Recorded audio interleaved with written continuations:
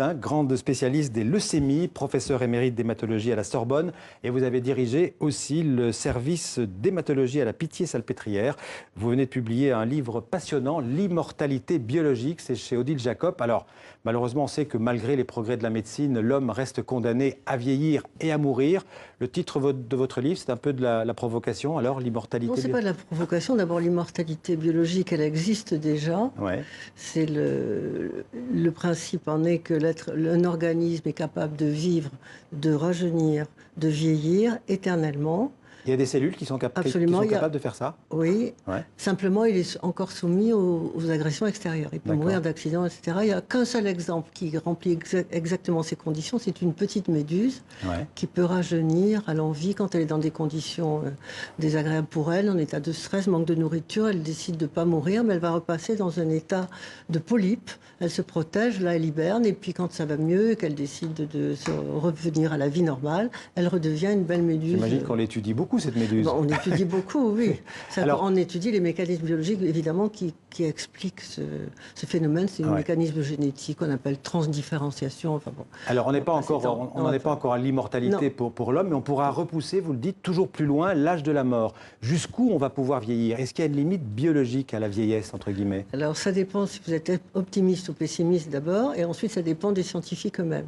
Pour le moment, je pense que si on veut être raisonnable, mais quand même assez ouvert aux progrès de la médecine qui sont considérable depuis quelques années, on peut espérer la repousser de quelques décades. D'accord. Pour le moment, on estime que l'être humain ne peut pas aller à part si ce n'est Jeanne Calment qui est allée jusqu'à 122 ans. Encore, il y a des contestations. Non, mais je crois qu'on a quand même rétabli la vérité. C'était bien elle, ce n'était pas sa fille. D'accord. Mais on admet donc c'est 122 ans, disons, le record absolu. Non, c'est sans record, mais on admet qu'au-delà de 115 ans, quand même, c'est pas possible. Voilà, pour le moment, aujourd'hui. Mais les futuristes disent qu'on va pouvoir, d'ici 2050 à peu près, prolonger de quelques années, et même certains disent, comme Laurent Alexandre, le représentant des transhumanistes en France, il dit que l'homme qui vivra 1000 ans est peut-être déjà né. Qui vivra 1000 ans? Oui, 1000 ans, peut-être nos petits-enfants.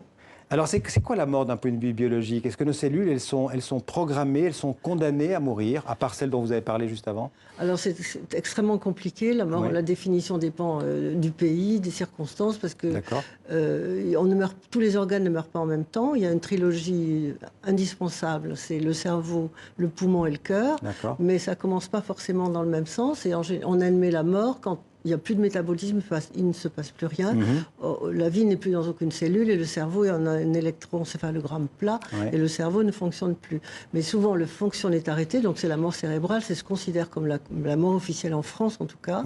Mais le cœur continue de battre et on continue à faire respirer les gens, les met sous respirateur artificiel pendant quelques minutes, à quelques heures pour pouvoir faire des greffes, profiter des greffes. D'accord. Voilà. Mais qu'est-ce qui se passe le cerveau ne marche plus. D'accord. Mais qu'est-ce qui se passe au niveau d'une cellule quand elle meurt? Alors à ce moment-là, il y a une mort, on appelle un mécanisme officiellement décrit sous le vocable de mort cellulaire programmée. En fait, les cellules sont condamnées à mourir au bout d'un certain nombre d'années ou dans certaines conditions. Par exemple, un cancer, c'est une cellule qui se reproduit trop vite. On peut dire que le cancer, c'est une sorte de mort cellulaire accélérée? Ah non, c'est le contraire de la mort cellulaire, le cancer. C'est un développement où on meurt, où on prolifère. D'accord. Donc le cancer, c'est la prolifération de la cellule. Elle prolifère. Donc c'est le contraire de la mort. Elle ne meurt pas, elle est immortelle. La cellule cancéreuse est immortelle. C'est ça le problème. C'est que justement dans tous les travaux et dans toutes les découvertes qu'on fait actuellement, c'est qu'il faut choisir entre permettre aux cellules de se développer, de poursuivre leur multiplication et créer des cellules filles et jeunes, etc. Mais il ne faut pas que ce soit anarchique, il ne faut pas que ce soit éternel, parce que sinon elles deviennent cancéreuses, parce qu'elles partent de façon anarchique, et à ce moment-là, ça devient des cellules cancéreuses, elles font des mutations, et voilà. C'est ça la différence. Et c'est parce que vous avez beaucoup étudié justement les cellules de la leucémie, en fait, que vous vous êtes intéressé, donc qui est une forme de cancer, que vous êtes intéressé aussi au vieillissement et à la mortalité. On peut faire un raccourci sémantique comme ça, mais en réalité, peut-être, mon subconscient peut-être agit là-dessus, effectivement. Effectivement, les cellules leucémiques, les cellules cancéreuses, elles sont immortelles. Vous l'écrivez, faut les tuer. Vous étiez penché sur votre microscope. Ça, c'est le petit encart personnel que j'ai ajouté à la fin du livre. Mais c'est vrai, c'est sûrement vrai. C'est-à-dire qu'effectivement, on voit au microscope des cellules qui sont immortelles. Et le problème de l'hématologie, c'est de tuer ces cellules immortelles. Alors, on a dit qu'on a évidemment le vieillissement, on va continuer tous à vieillir. La question, c'est peut-être d'essayer de vieillir. Il faut vieillir sans être vieux, et voilà, en bonne santé, et sans signe de vieillissement, parce que sinon ça ne vaut pas le coup. Et là, vous parlez par exemple de la thérapie génique, vous en parlez dans votre livre, donc qui est une manipulation en fait de l'ADN, de notre patrimoine génétique. Est-ce que cette thérapie génique, c'est un vrai progrès qui va permettre de mieux vieillir dans les années qui viennent? C'en est un dans la mesure où ça implique des gènes qui sont concernés par le phénomène du vieillissement. Malheureusement, il n'y a pas qu'une explication univoque pour le vieillissement, mais il y en a plusieurs. Et justement, un des problèmes majeurs, c'est d'essayer de les relier pour essayer de comprendre. Parce que maintenant, on a fait plein de progrès. On a étudié, grâce aux modèles animaux ou grâce à des observations de la nature et surtout grâce à des expériences sur des cellules in vitro, on a étudié beaucoup de mécanismes de vieillissement, on en a repéré beaucoup.